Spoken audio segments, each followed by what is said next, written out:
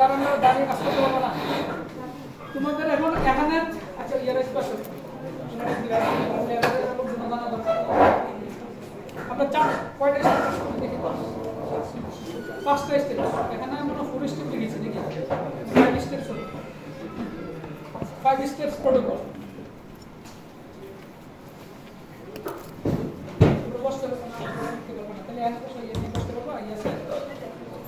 দেখা কিছু নাই না কাজ করবো না আমি কাজ করবো না আমি তোমাদেরকে দিয়ে আমি তোমাদের খাতার মধ্যে কাজ করবো বিহারে সরে নিয়ে আসতে সরে এই সাথে না প্রবলেম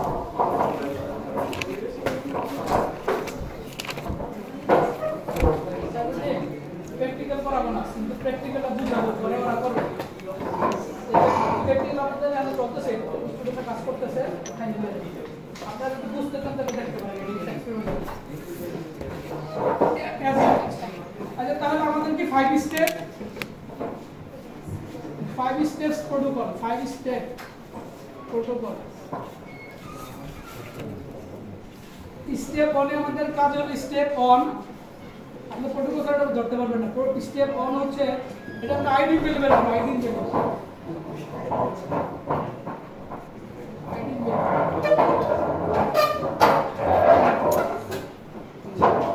আইডি পেলে কি একটু বুঝে রাখেন যে ফ্যাটি অ্যাসিড যেমন আছে ফ্যাটি অ্যাসিডের মধ্যে CH3 CH2 এরকম যোগ হয়ে হয়ে এটা হলো ফ্যাটি অ্যাসিড এটার নাম হলো ফ্যাটি অ্যাসিড এই কি কথা বলো না বসো কোন এক জায়গায় বসো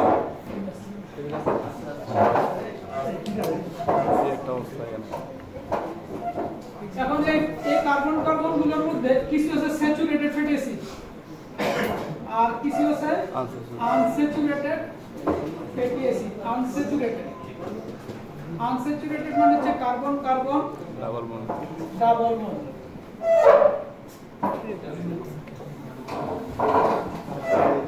এখন এই তেলটার সাথে আমরা আয়োডিন যোগ করব এটার সাথে আমরা আয়োডিন যোগ করব এই আয়োডিন এই যে ডাবল বন্ড আছে এই ডাবল বন্ড ভেঙে এটার সাথে এরকম হয়ে যায় এই ডাবল বন্ড ভেঙে এমন হয়ে যায় হয়ে গেলে এখানে গিয়ে যোগ হবে আয়োডিন এখানে যোগ হবে না এটা তো হ্যাঁ এটা একটা বাক্স এটাতে আয়োডিন যোগ হবে এটাতে আয়োডিন যোগ হবে এটাতে আয়োডিন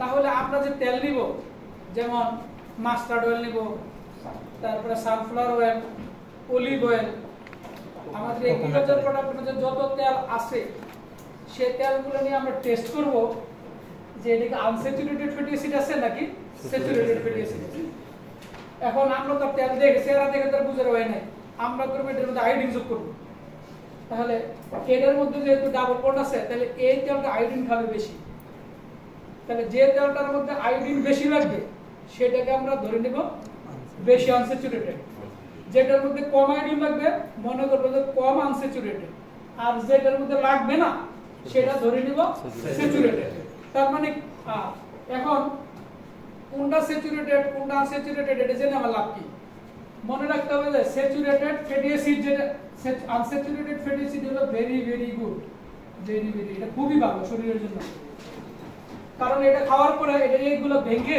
হজম করা সহজ আর স্যাচুরেটেড ফ্যাটি অ্যাসিড যেখানে থাকবে যে তেলের মধ্যে থাকবে সেটা শরীরের জন্য ভালো নয় নট গুড কেন এইগুলো ভাঙার সুযোগ নাই এগুলো আমাদের ব্রেনের মধ্যে দেয় আমাদের এই যে ব্রেন যে আছে শরীরে এই হার্টের এগুলো ব্রেন এগুলোর মধ্যে সব জায়গায় ডিপোজিট হতে জমা হতে থাকবে এবং 100 কোলেস্টেরল তো বাড়বে 100 হার্ট অ্যাটাক হওয়ার সম্ভাবনা আছে স্ট্রোক হওয়ার সম্ভাবনা আছে ব্লক হয়ে যাচ্ছে তাহলে আমরা এই আয়োডিন আমরা যোগ করে দেখব যে কোন তেলটা স্যাচুরেটেড কোন তেলটা আনস্যাচুরেটেড এটাই আমাদের বের করার কাজ তাহলে আমরা যখন এদিকে একটা নতুন একটা ভ্যারাইটি আমরা বের করলাম ভ্যারাইটি বের করে বলে যে এই এটা থেকে যে তেল বের হয় এই তেলটা ভালো নাকি খারাপ শরীরের জন্য তাহলে তেল ভালো নাকি খারাপ এর মধ্যে একটা টেস্ট হচ্ছে আমার আয়োডিন এই যে এটার নাম হচ্ছে আয়োডিন নাম্বার তা এইটা শুধু জিনিসটা বুঝে গেছি এটা হলো আমরা কেন করবো এক্সপেরিমেন্টটা করার উদ্দেশ্য কি তো এই এক্সপেরিমেন্টটা করতে অনেক সময় লাগে, এখানে প্রায় 2 থেকে 3 ঘন্টা সময় লাগবে। এই জন্য আমি প্রত্যেকটা ধাপ আমি ডিটেলস বুঝিয়ে দিচ্ছি, আপনারা দেখেন, তোমরা এখানে গ্রুপ গ্রুপ আকারে এসে করবে, আমি এটা শেষ করতে পারবো না, কারণ তোমরা নিজেরা দেখলেই বুঝবে। এই কাজটা আমরা কোনো 5টা স্টেপ কাজটা করবো। 1 নম্বর স্টেপ হচ্ছে preparation of chemical preparation. Step 1 হচ্ছে কেমিক্যাল প্রিপারেশন। প্রথম আমরা হচ্ছে স্টার্চ প্রিপেয়ার করব। স্টার্চ কত পার্সেন্ট? 1% স্টার্চ বানাবো আমরা। এই 1% স্টার্চ তুমি কিভাবে বানাবা এটা তোমার খাতার মধ্যে এখন ড্র করবা। এটা হলো তোমাদের কাজ, ঠিক আছে? এটা আমাদের দেখা, এটা উচিত হলো কাজ করার আগে এরকম পিকচার ড্র করা। তাহলে কি করব? মেজার 50 ml, দেখেন এটা measure 50 ml distilled water with measuring cylinder and take into a bucket। তাহলে আমরা কি করব? প্রথম কি মেজার উইথ মেজারিং সিলিন্ডার। তাহলে মেজারিং সিলিন্ডার দেখতে কেমন? এই যে এটার মধ্যে আর ড্রটা বলতে এইভাবে করতে হবে। উচিত হলো কাজ করার আগে ড্র করে নিয়ে আসে। মেজারিং সিলিন্ডার হয়েছে মানে টেস্টি হয়ে গেছে স্যার। নিচে একটা আরে না, ধরে নিতে হবে স্যার, একটা পেজ আছে তোমাকে ধরে নিতে হবে, এরকম না? ধরে নিতে হবে মেজারিং সিলিন্ডার মানে এরকম আর কি, যে গল্প বলে মনে করছে যে কথা শুনে যে একগুলো কি হঠাৎ করে ইংরেজি শিখছে মাই আর ইউ, এগুলো উল্টাপাল্টা করে ফেলে। স্টেজের মধ্যে তার বউ রেনে পরিচয় করা দিচ্ছে, hello this is your wife. সমস্যা হবে হেসে উঠছে, বলতে not sorry sorry this is my wife not you. এটা একজনে বলতে আপনি বলতে দেখেন আমরা বুঝে দিচ্ছি, বুঝে নেব, ঠিক আছে? এটার নাম কি? Measuring cylinder. তোমরা কিভাবে ড্রটা করবে এটা? এটার মধ্যে আমরা কি নিব? কতটুকু পানি নিব? Sir 50 ml 50 ml distil water নিলাম। তারপরে কাজ কি? নিলাম আমরা, নিয়ে টেক ইনটু এ বিকার। তারপরে আমরা কি করব? এটা এই পানিটা নিব কিসে? বিকার কিভাবে ড্র করতে হয়? হয়েছে তো বিকার মোটামুটি হয়েছে না? বুঝে নিতে হবে। তাহলে এটা হলো আমার বিকার। তাহলে এখন আমি কি করবো? এটা এখানে পানিটা এখান থেকে এটা থেকে আমি কি এটাতে ঢালবো distil water 50 ml distil water. এটাতে আমি এখানে ঢালবো, ঠিক আছে? তারপরে কি? Place the beaker on hot pot. তারপরে এটাকে আমরা হিট দেব। হিট দেওয়ার কারণ কি? কারণ এই স্টার্চ এমন নরমালি পানিতে গলে না, dissolve হয় না, it doesn't dissolve in water, normal water, cool water, that's why we will give it heat for proper dissolving, ঠিক আছে? দিব। দেওয়ার পরে কি what will you do? Starch কতটুকু দিব? এটার মধ্যে স্টার্চ আমরা তো 1% বলছি, তো আমরা বানাবো হচ্ছে 50 ml বানাবো, 50 ml। তাহলে 50 ml যদি বানাই 1% star, what does it mean? 1 plus 99, তাই না? 1%, 1%, সরি 1%। তাহলে আমরা 50 বানাবো, তাহলে কতটুকু নেব? 0.5। তাহলে আমরা এখানে ঠিক আমরা এটা তো স্টার্চ অ্যাড করব 0.5 দিয়ে দেন আমরা এটাকে হিট দেব। হিট দেব কেন? For proper dissolving. তারপরে এটাকে আমরা start solution by glass rod and while boiling। যখন হিট দিব আমরা একটু নাড়াচাড়া করব।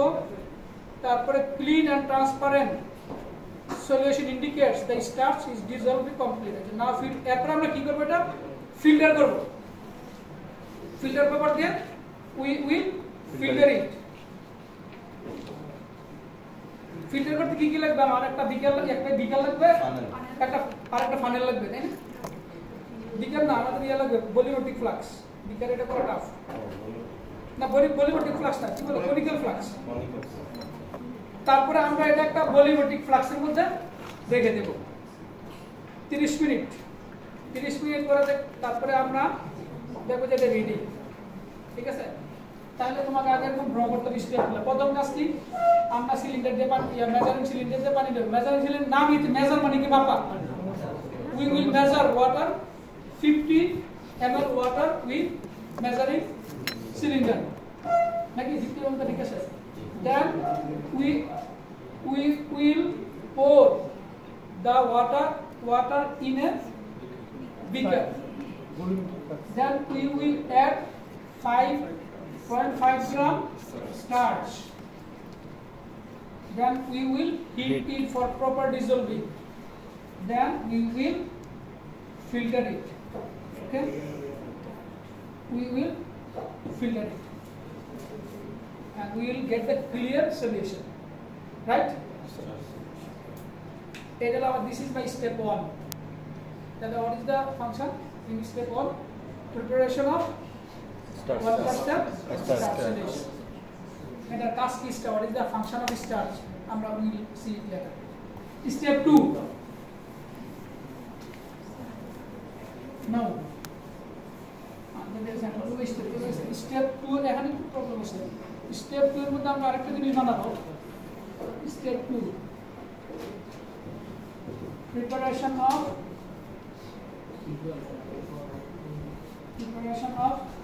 sodium thiosulfate. এটা হতে হবে আমার 0.1 নরমাল।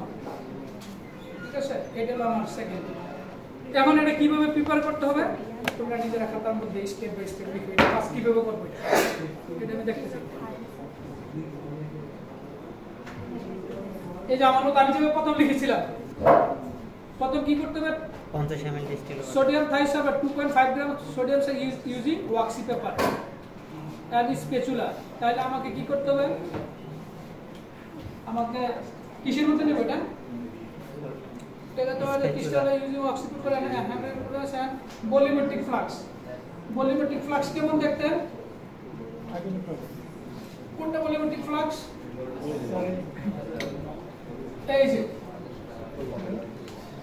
এই যে এটার নাম হচ্ছে ভলিউমেট্রিক ফ্লাক্স। ঠিক আছে? এটা এখানে মেজার করা যায়, এটা মিক্স করা যায়, ভেরি ইজি। কিন্তু বিগার দিয়ে কি সম্ভব? মেজারিং সিলিন্ডার সম্ভব, বাট এটা সম্ভব। তাহলে এমন একটা এর মধ্যে আমরা একটা ভলিউমেট্রিক ফ্লাক্সের মধ্যে আমরা কি নেব? কতটুকু নেব? 2.5 গ্রাম এইভাবে তোমরা ড্র করবে। ঠিক আছে? কোনটা স্টেপ বাই স্টেপ।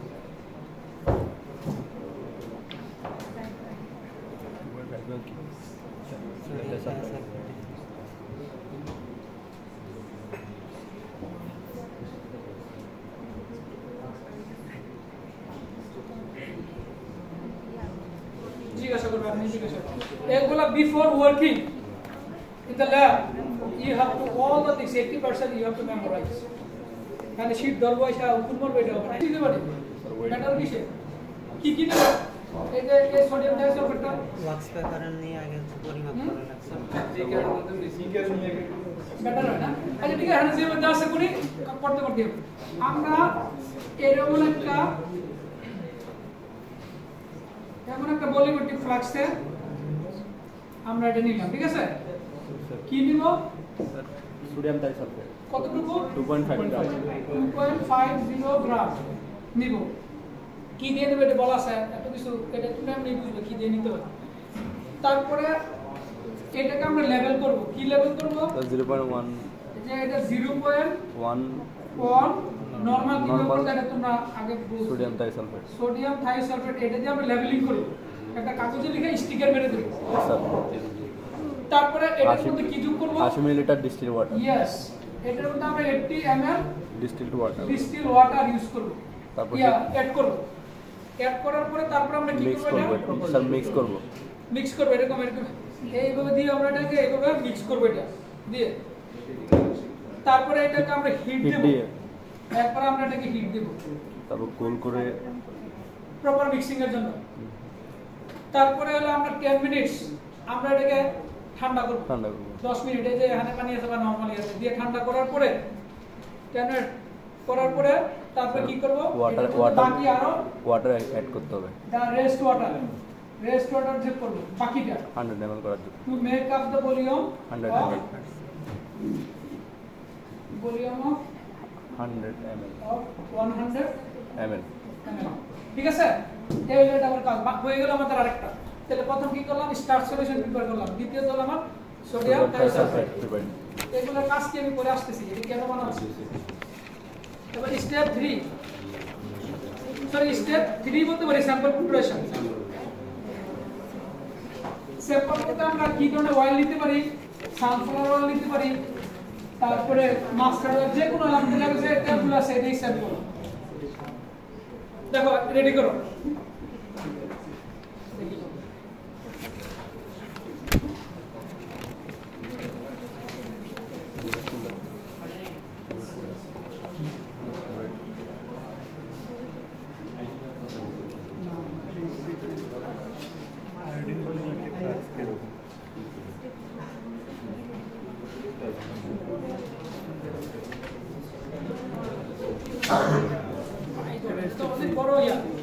স্যাম্পল বানাতে অনেক কিছু লাগবে, দেখো করো টেকে লো রিড।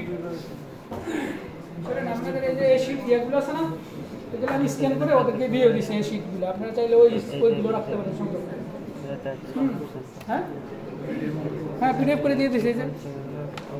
যে আপনার ল্যাপটপে যাদের কম্পিউটার থাকে তাহলে কম্পিউটার বড় স্ক্রিনে রাখতে পারেন, দেখে অনেকে।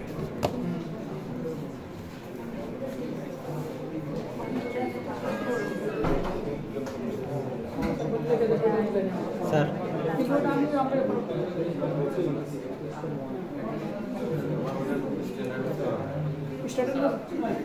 স্ট্যান্ডার্ড আমরা করবো, স্ট্যান্ডার্ড আমরা করে নেব, আপনাদের বেশি করে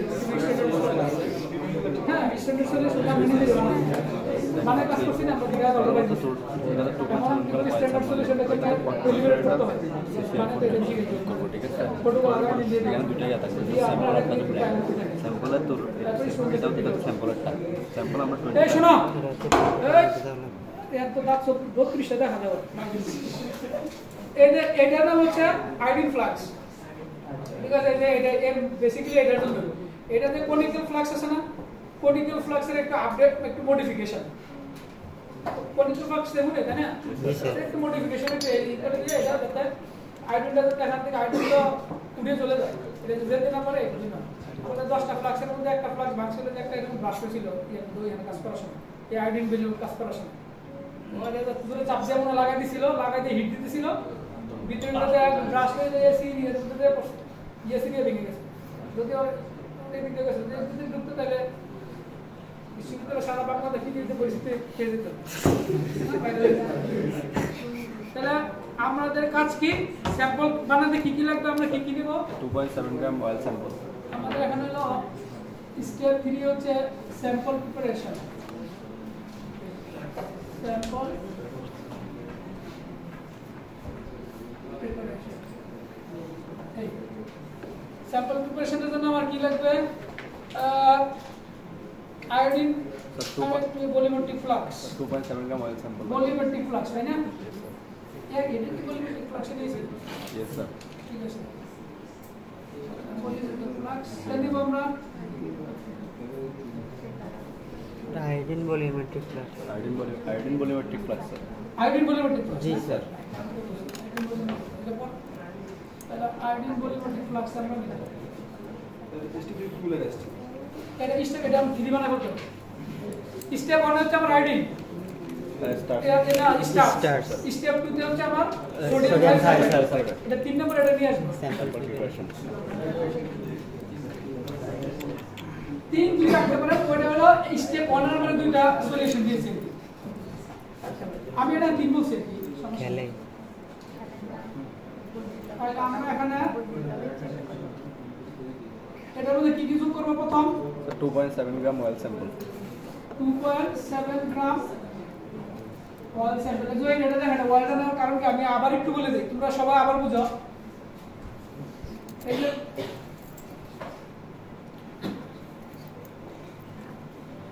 একটাতে গেল saturated fatty acid, fatty acid দুই ধরনের, খেয়াল করেন এটা কেন আমরা এটা করতেছি। ফ্যাটি অ্যাসিড দুই ধরনের, একটা হচ্ছে স্যাচুরেটেড সংক্ষেপে লিখি, আর একটা হচ্ছে আনস্যাচুরেটেড ফ্যাটি অ্যাসিড। তেলের মধ্যে অয়েলের মধ্যে ফ্যাটের মধ্যে এই অ্যাসিডগুলো পাওয়া যায়, ফ্যাটি অ্যাসিড যেটা আমরা খাচ্ছি এবং অনেক এনার্জি পাচ্ছি। এই ফ্যাটি অ্যাসিডের থেকে প্রচুর এনার্জি পাওয়া যায় আমাদের শরীরে ভেঙে lot of energy gives us A lot of energy. Saturated fatty acid কোনগুলা? যে অ্যাসিড মানে তো CH3 এরকম C ডাবল এস থাকলে হচ্ছে এটা হলো অ্যাসিড অ্যাসিড। ফ্যাটি অ্যাসিডের মধ্যে এলো এমন থাকে C ডাবল এস থাকে। তো এই কার্বন এরকম আর কি কার্বন কার্বন তো কার্বন কার্বন যে বন্ডগুলো একটা কার্বনের সাথে আরেকটা কার্বন সংযুক্ত থাকে যেমন একটা অ্যাসিড, ঠিক আছে?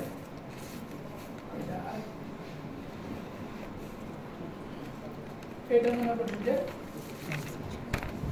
স্যাচুরেটেড ফ্যাটি অ্যাসিডে এই কার্বনের সাথে কার্বনের যে ডাবল বন্ড, এই কার্বনের সাথে কার্বনের বন্ধনটা এটা একটা, এই জন্য এটাকে বলে স্যাচুরেটেড।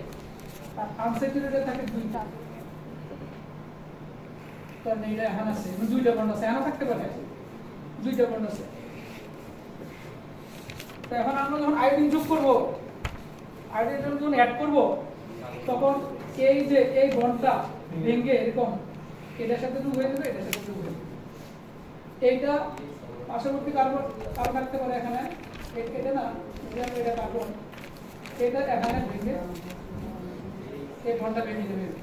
ভেঙে কি হবে? এই আয়োডিন যখন আমরা যোগ করব, এই আয়োডিন আমরা কিন্তু আয়োডিন নাম্বার শিখতেছি আজকে, এই আয়োডিন এখানে যোগ হবে, আয়োডিন এখানে যোগ হবে। আমরা দেখবো আয়োডিন যোগ প্র্যাকটিক্যাল করার সময় দেখবো আয়োডিন যোগ হয়েছে না, এটা সরাসরি বুঝা যাবে, এটা যোগ হবে।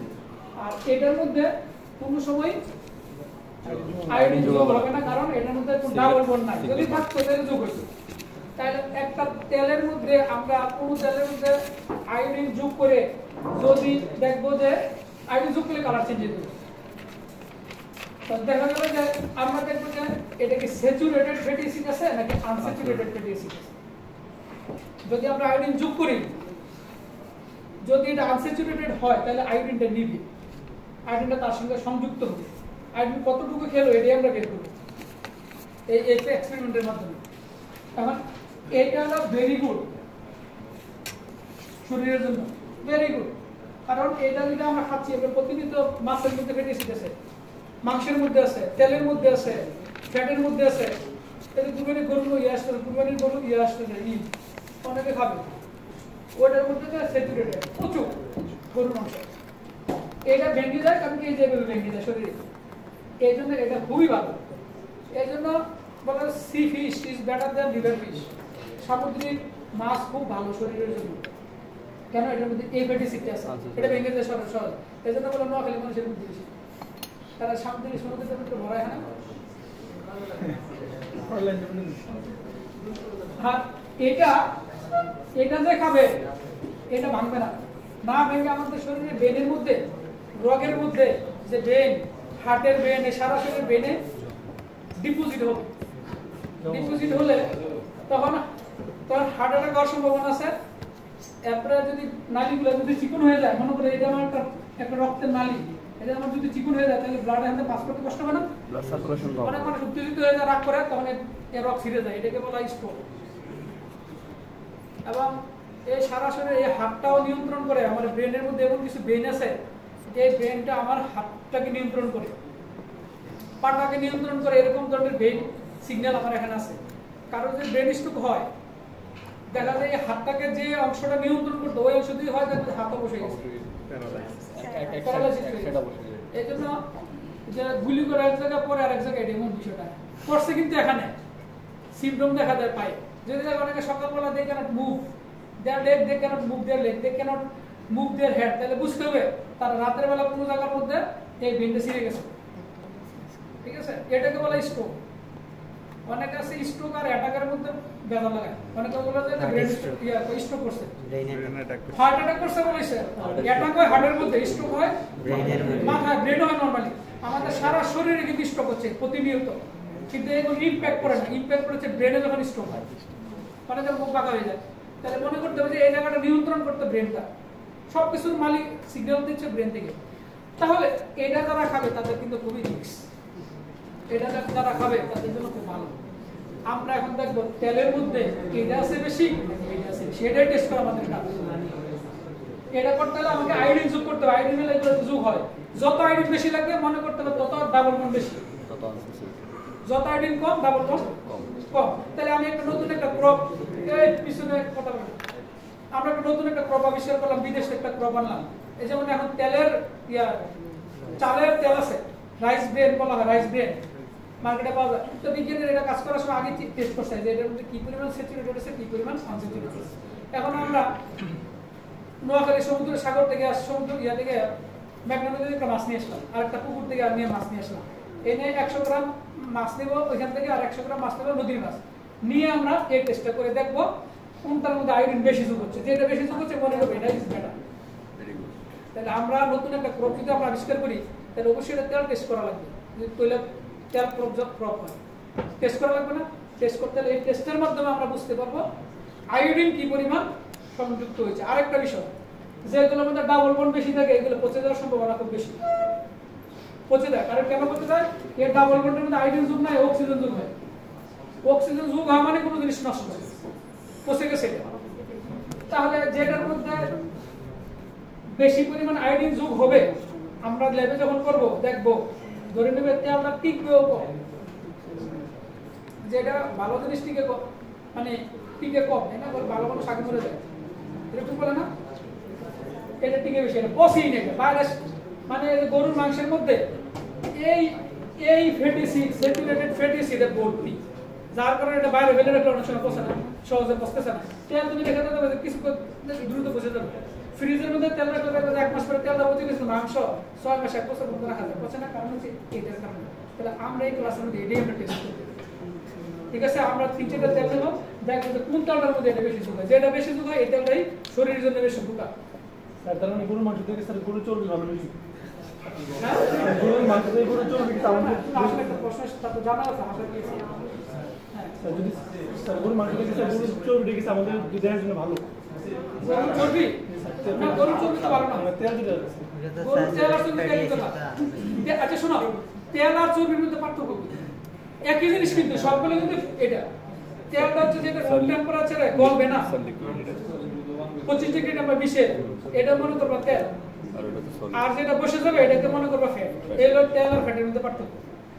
যেটার মধ্যে কার্বন ডাবল বন্ড আছে এটা হলো তেল, যেটার মধ্যে নাই এটা হলো ফ্যাট।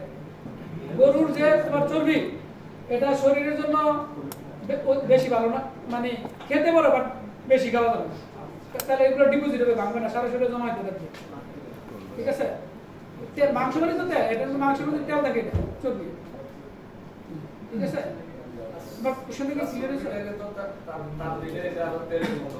হ্যাঁ, হিট দিলে তখন আবার দেখা যায় এটা গলে যাবে। স্যার আমি ক্লিয়ার হইনি স্যার। স্যার আমি বলতেছি স্যার মাংস যদি স্যার অনেকদিন থাকে দ্যাট মিন্স এর মধ্যে স্যাচুরেটেড ফ্যাটি অ্যাসিড বেশি, আর স্যার চর্বির মধ্যে স্যাচুরেটেড ফ্যাটি অ্যাসিড কম। না না না, চর্বি আর মাংস বলে তো মাংসের মধ্যে তো তেল থাকে। মাংস তো একটা আলাদা জিনিস, তেল তো আবার আলাদা জিনিস। মাংসের মধ্যে কি কি থাকে? মাংসের মধ্যে কি কি থাকে? মাংসের মধ্যে কি প্রোটিন থাকে? প্রোটিন থাকে স্যার। তারপরে কি থাকে? ফ্যাট থাকে, এই যে ফ্যাট মাংসের মধ্যে। তারপর আর কি থাকে? মিনারেল থাকে, সোডিয়াম পটাশিয়াম। আর কি থাকে? ভিটামিন থাকলে থাকতে পারে, জানি না, শিওর না। তো এখন এই ফ্যাটটা তো আলাদা করে নিয়ে এই গল্পটা করতেছে, ফ্যাটটা এখান থেকে আলাদা করে আলাদা আলাদা করে নিলাম। মাংস বলে তো কোনো কথা না, মাংস সব এইভাবে বিচ্ছিন্ন করে হয়তো মাংসের কিছু থাকবে না, সবগুলো মিলিত মাংস, ঠিক আছে না?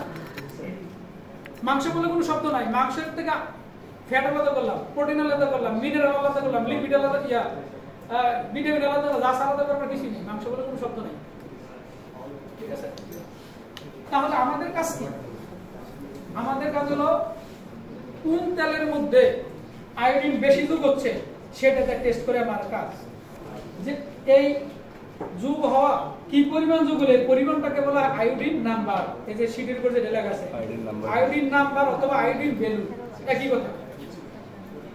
ধরো আমার সানফ্লাওয়ার অয়েলের মধ্যে আমরা আয়োডিন নাম্বার পেলাম 120, মাস্টার্ড অয়েলের আয়োডিন নাম্বার পেলাম আমরা মনে করো যে 110। তাহলে কোনটা ভালো? কোনটা ভালো হবে সেটা মানে কি? এটার মানে হচ্ছে এটার মধ্যে আয়োডিন লাগছে বেশি, এটার মধ্যে কম। যেহেতু বেশি লাগছে তার মানে বন্ড ছিল বেশি, তাহলে এটা আমার ভালো। তাহলে আমরা দেখবো 4-5টা তেল টেস্ট করে কোন তেলটা ভালো, উপযুক্ত। আবার এই তেলটা কিন্তু পচবেও দ্রুত, কারণ ডাবল বন্ড বেশি আছে তো অক্সিজেন ঢুকবে বেশি, খোলা জায়গায় রেখে দিলে। এই জন্য বোতলের মুখ বন্ধ করে টাইট করে বন্ধ করে আটকে রাখা যাতে অক্সিজেন বাতাস ঢুকতে না পারে, বাতাস মানে অক্সিজেন। ঠিক আছে, তাহলে এই তেলটা কিন্তু পচারও সম্ভাবনা আছে, এই জন্য যত্ন সহকারে রাখতে হবে। তাহলে এই নাম্বারটা দেখে আমি বুঝবো কোনটাকে বেশি যত্ন করে রাখবো, কোনটার মধ্যে মুখ আটকে রাখবো ভালো করে টাইট করে, কোনটা রাখবো সানফ্লাওয়ার রাখবো, কারণ এটা ডাবল বন্ড আছে, ডাবল বন্ডে অক্সিজেন ঢুকে ঢুকে দেখা যায় নষ্ট হয়ে যাবে। ঠিক আছে, চিপসের প্যাকেটের মধ্যে দেখা না বললে বাতাস বেরো না, নাইট্রোজেন, যে বাতাসটা বেরো এটাকে বলা নাইট্রোজেন। কেন দিছে এটাকে নাইট্রোজেনটা, কেন দেওয়া হয়েছে? অক্সিজেন যাতে এখানে ঢুকতে না পারে, অক্সিজেনকে যাতে প্রতিরোধ করে, নয়তো বাতাস ঢুকে দেবে। খোলার সাথে দুম করে একটা বাতাস বেরোবে, কিছুক্ষণ দেখা যায় এটা একবারে নেতা গেছে। কারণ হলো কি, এটার মধ্যে অক্সিজেন অলরেডি ঢুকে গেছে, অক্সিজেন যোগ হওয়া মানে জিনিস পচে যাওয়া, নষ্ট হয়ে যাওয়া। এর জন্য ফ্রিজের ভিতরে রেখে দেওয়া হয়, ফ্রিজের দরজা আটকে রাখা হয় যাতে এখানে অক্সিজেন ঢুকতে না পারে সহজে। যাই হোক, আমরা এখন টেস্ট করবো। এখন টেস্ট করার জন্য আমরা স্যাম্পল, আমি এই কথাটা বলার কারণ স্যাম্পলটা বুঝতে হলে এটা বুঝতে হবে। তারপরে কি যোগ করবো এটার সাথে বলো? Sir 25 ml CCl4 CCl4 plus carbon tetrachloride, এটার নাম হচ্ছে কার্বন টেট্রাক্লোরাইড। এটা দেওয়া হয় কেন, এটা কারটা কিন্তু জানতে হবে। এটা দেওয়া হচ্ছে টু dissolve the oil,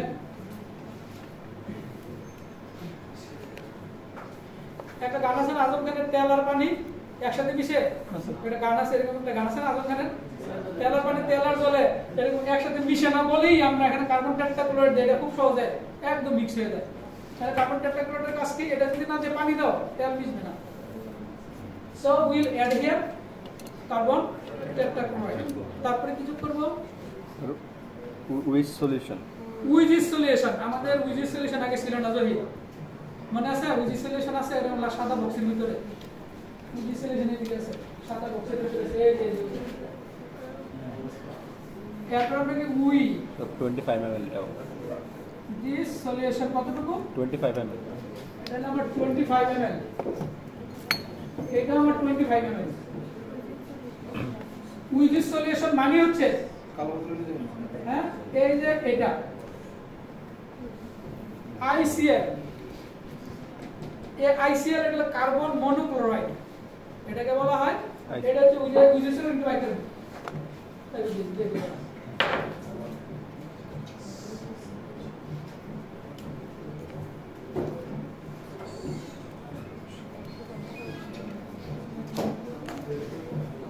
দেখো না ওটা না থাকতে এরপর আমরা অ্যাড করব কি এটার সাথে? স্যার একটা ফ্লাক্স নিতে হবে স্যার। আচ্ছা আরেকটা ফ্লাক্স পরে নেব, এটা কাজ শেষ করে নিই। উইথ সলিউশন নেওয়ার পরে আর কি নিব? তারপর অফ করে শেক করতে হবে। না না হ্যাঁ শেক করে পটাশিয়াম আইডাইড। তারপরে আমরা এটা যোগ করার পরে মিক্স করব, মিক্স করার পরে কি করব? পটাশিয়াম এটার সাথে পটাশিয়াম আইডাইড ক্রিস্টাল। এই যে আমাদের স্যাম্পল প্রিপারেশন শেষ। এখন একটা কোশ্চেন আছে তোমাদের কাছে, এই কোশ্চেন কি, এই আমার এটা কিন্তু আমার স্যাম্পল হয়ে গেছে অলরেডি ডান। এখানে আমার অয়েলের যে carbon carbon double bond, carbon carbon double bond কোনটা যোগ অ্যাড হবে এখানে? কোত্থেকে অ্যাড হবে? পটাশিয়াম আইডাইড থেকে। পটাশিয়াম আইডাইড না পটাশিয়াম আইডাইড থেকে না, সলিউশন থেকে। ICl উইচ সলিউশন থেকে। আয়োডিন এই যে এখানে আয়োডিন আছে না, Yes, sir. মোনো আয়োডিন মনোক্লোরাইড, এটা করবে কি এখানে যদি ডাবল বন্ড এটার সাথে অ্যাড হবে। ঠিক আছে, তাহলে যত উইচ সলিউশন বেশি লাগবে ততই আমি ধরে নেব ডাবল বন্ড বেশি আছে। ঠিক আছে, পটাশিয়াম আয়োডাইডের কাজকে আমি একটু পরে বলে দিচ্ছি। এই যে এগুলো আমাদের উইচ সলিউশন, এই যে এটা দেখো, এটা বেগুন ভায়োলেট বোতলের মধ্যে রাখছে, এটা বেগুনি বোতলের মধ্যে রাখছে। আমাদের বোতল দেখতেছ, এই যে বোতল এটা পরে দেখো। তাহলে এটা আমার স্যাম্পল গেল। ঠিক আছে, কি both the flux for 30 minutes, আমরা 30 মিনিট রেখে দেব।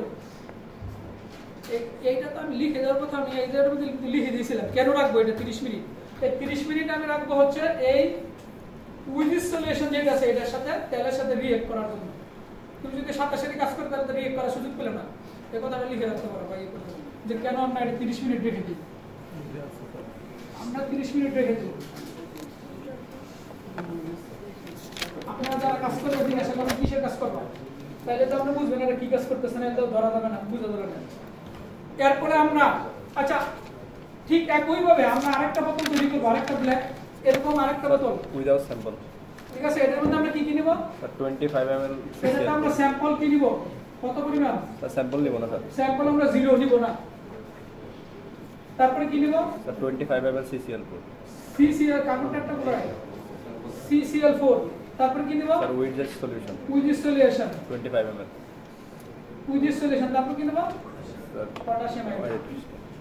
সেম শুধু সলিউশন ছাড়া তাহলে একটার মধ্যে থাকবে স্যাম্পল, আরেকটার মধ্যে থাকবে না। এটার কারণটা কি? এটা একটা ব্যাখ্যা, you have to understand what is the reason. এখন আসো স্টেপ পুরো হচ্ছে আমার কি টাইট্রেশন। টাইট্রেশন এখন আসি আমি এটা মেকানিজম নামে আলোচনা করি। What is happening here? আমার এটার মধ্যে কি কি আছে? এটার মধ্যে আছে কি? ওয়েল। খেয়াল করেন এই জায়গাটা কিন্তু ওয়েল। তারপর আছে কি? আমার আছে হলো কার্বন টেট্রাক্লোরাইড। কার্বন টেট্রাক্লোরাইড দিলাম কেন? ওয়েলটা ভালো করে মিশার জন্য। তারপরে দিছি কি? With solution with solution. তারপরে কি দিয়েছি? আয়োডিন পটাশিয়াম আয়োডাইড দেখি এখানে কি হয় ঘটনা আর ব্ল্যাকের মধ্যে কি হয়, তাহলে আজ টাইট্রেশনটা বুঝা যাবে। তাহলে এই অয়েলের সাথে, অয়েল মানে হচ্ছে ধরো এটা কার্বন কার্বন কার্বন, এটার মধ্যে ডাবল বন্ড আছে, এটার মধ্যে ডাবল বন্ড আছে, এটার সাথে আমি যোগ করলাম ICl। ICl মানে কি? উইথ সলিউশন কার্বন মনোক্লোরাইড নাকি আয়োডিন মনোক্লোরাইড দেওয়ার কারণে আমার এখানে ঘটনা কি হবে? ডাবল বন্ড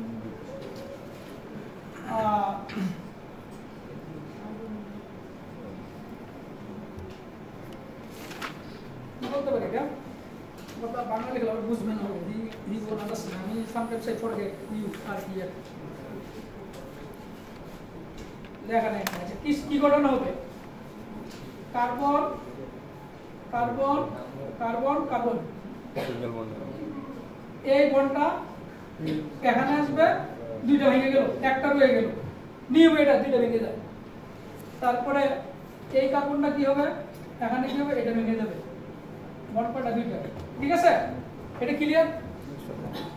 এখান থেকে কি যোগ হবে? এখানে এসে iodine iodine iodine iodine iodine. Clear? এই জায়গাটা বোঝা খুব ভেরি ইম্পর্টেন্ট, নাহলে তুমি কাজ করার সময় এগুলো বুঝবে না, নিখুঁত কাজ করা যাবে না। আয়োডিন যোগ হলো। আচ্ছা আর কিছু পরিমাণ আয়োডিন ক্লোরাইড, এটা আনইউজড, এই সেটা বলতে পারবে? ক্লিয়ার? তুমি ক্লিয়ার? কিছু আমার অ্যাড হোক, কিছু এটা আমার যোগ হবে, কিছু আমার কি রয়ে যাবে নাকি? ক্লিয়ার? এখন কি পরিমাণ থেকে যাবে এটা আমরা কিসের মাধ্যমে বের করব? এটা আমরা বের করব টাইট্রেশনের মাধ্যমে, ঠিক আছে? টাইট্রেশনের কাজ হচ্ছে এটা কি পরিমাণ আছে। তাহলে দেখো যে আমি এখানে এটা টাইট্রেশন করব কি দিয়ে? এটা বলা টাইট্রেশন। এটার ভিতরে থাকবে হচ্ছে 0.1 নরমাল সোডিয়াম থায়োসালফেট থায়োসালফেট, যেটা আমরা প্রথম সেকেন্ড টাইম প্রিপেয়ার করেছিলাম, ঠিক আছে? তো এখন এখানে এটা আমরা কেন করব? কি পরিমাণ আনইউজড উইথ সলিউশন আছে এটা জানার জন্য। কেন? আমি দেখবো যে কতটুক যোগ হয়েছে, কতটুক রয়ে গেছে, তাহলে তো আমি বুঝে যাবো যে এটা আমাদের বেশি। এখন এটা কেমনে জানবো? এটা আমি এটা জানার প্রক্রিয়া হলো এই যে ব্লেন্ডটা কেন করি আমরা, এই ব্লেন্ড টাইট্রেশনটা, এই ব্লেন্ড টাইট্রেশনটা এই সোডিয়াম থায়োসালফেট, এই সোডিয়াম থায়োসালফেট কার সাথে রিঅ্যাক্ট করবে বলো তো? তুমি বলো তো, তুমি বলো তো সোডিয়াম থায়োসালফেট। এখানে আমার কি কি হয়ে গেছে বলো তো? এখানে কি কি আছে? আমার অয়েল কি আছে এখানে? নাই। আছে কি? এটা হয়ে গেছে। আর কি আছে? পটাশিয়াম হাইড্রেট আছে। আর কি আছে? যা যা থাকবে এটা রিঅ্যাক্ট করবে কার সাথে? পটাশিয়াম এখানে যে পরিমাণ আমি স্যাম্পল নিয়েছিলাম, সরি, এখানে যে পরিমাণ আইসিএল নিয়েছিলাম, এখানে কিন্তু ঠিক একই পরিমাণ আইসিএল আমি নেব। তাহলে আমি যদি এটার সাথে এখানে দেই, এটা কার সাথে রিয়েক্ট করবে? আইসিএল এর সাথে। তাহলে তখন আমি দেখব যে এটা কি পরিমাণ আমার লেগেছে, তাই না? এই টোটালটা এটার সাথে রিয়েক্ট করবে, এটা কি পরিমাণ আমার লেগেছে। আর এখানে আনইউজডটা, যেটা আনইউজ রয়ে গিয়েছিল, দেখবো যে কি যতটুকু এটা লাগবে ততটুকু আনইউজ ছিল নাকি? পিছনে বুঝো এটা। তাহলে এখানে মনে করো যে আমার 25 ml আমি যোগ করেছিলাম, আনইউজড রয়ে গেছে আমার কত? 10 ml। রিয়েক্ট করেছে কত ml? 15 ml। আচ্ছা, তাহলে আমার 10 ml রয়ে গেল। আর এখানে আমার ধরলাম এখানে আমার 25 ml লেগেছে, 25 ml আমার লেগেছে। তাহলে যদি আমি কম্পেয়ার করতে পারবো না, তাহলে কতটুকু আমার এখানে ইউজ হয়েছে?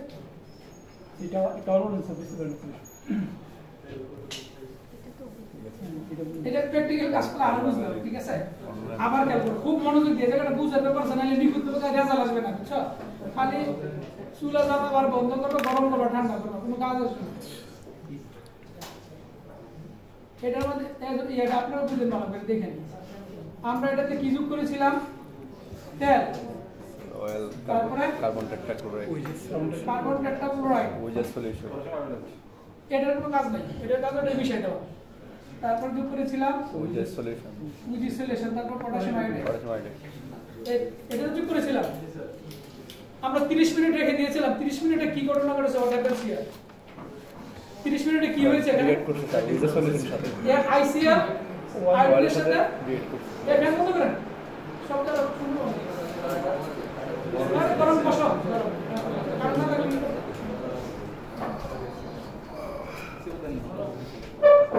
বিদ্যুৎ না থাকলে কি করতে? আমাকে এটা জিনিসটা তো বোঝা দরকার। আমি অয়েল 30 মিনিট রেখে দিলাম, এটার সাথে ঘটনা কি হলো? যে পরিমাণ তেলের মধ্যে যদি কার্বন ডাবল বন্ড থাকলে এটা এখানে যোগ হয়ে যাবে। তাহলে কি হবে? একটা হবে ইউজড, আর কিছু থাকবে আনইউজড। আনইউজড।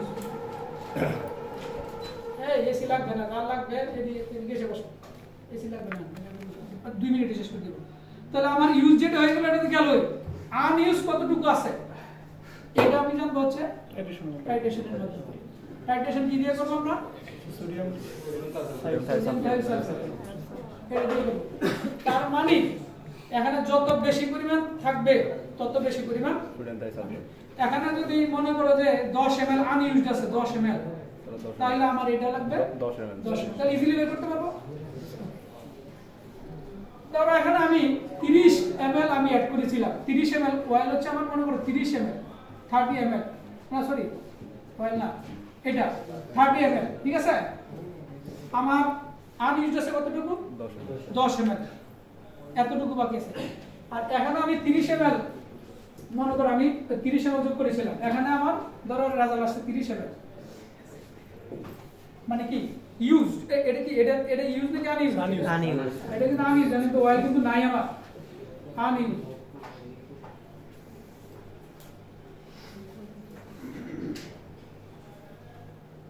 তোমাদের একটা ফর্মুলা আছে, দেখো একটা ফর্মুলা লিখতে খেয়াল করো তো, আছে না?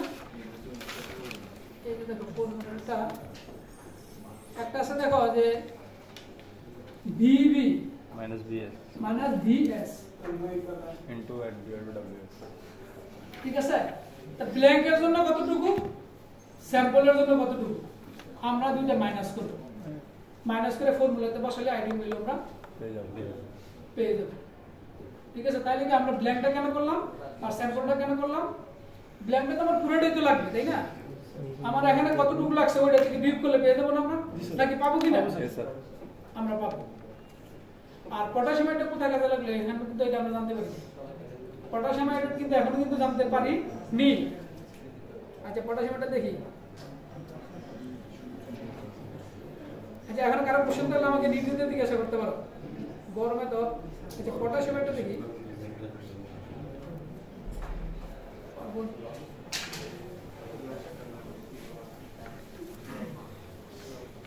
আচ্ছা পটাশিয়াম আচ্ছা আইসিএল তাই না আর এখানে পাইছে আর পটাশিয়াম ক্লোরাইড এই রিঅ্যাকশন হলে কি হয় এটা বলো তো কি হবে এটা কি হবে পটাশিয়াম আয়োডাইড আর কি পটাশিয়াম ক্লোরিন না পটাশিয়াম আয়োডাইড ক্লোরিন না নাকি না না সরি স্যার পটাশিয়াম ক্লোরাইড আর কি হবে আয়োডিন এই যে দেখো স্টার্চের ব্যবহার আমরা জানি না কিন্তু তো পটাশিয়াম ক্লোরাইড আর আয়োডিন এখন যখনই এটা শেষ হয়ে যাবে আমার যখনই এটা আবার শেষ হয়ে যাবে তাহলে থাকবে কি আয়োডিন আমরা কোন একটা স্টেজে দেখব যে আমরা স্টার যোগ করব স্টার্চ কালার আছে স্টার আর আয়োডিন যদি থাকে আমরা আয়োডিন টেস্ট করছি না यस স্যার এই আয়োডিন এর সাথে যোগ হয়ে কালার কালার কি হবে নীল ব্ল্যাক ব্লু বা যে কালারই হবে এটা দেখো যে কোন স্টেজে আছে কারণ আয়োডিন টেস্ট মানে হচ্ছে কি আছে এই হচ্ছে মোটামুটি আলোচনা কাজ আগামী দিন শুরু করব এসে যখনই আমি থাকবো ডিপার্টমেন্ট আমি মনিটর করব ওনারা মনিটর করবে এখন একটা জিনিস এই কাজটা টোটালি ভেরি ইন্টারেস্টিং হলো এই যে আমি প্রোটোকলটা লিখেছি এটার একটা ভিডিও আছে এক্সাক্ট ভিডিও যা বলছি একদম হুবহু এই ভিডিওটা হচ্ছে এটা এক নাম্বার দেখো এক নাম্বার একটা ভিডিও আছে না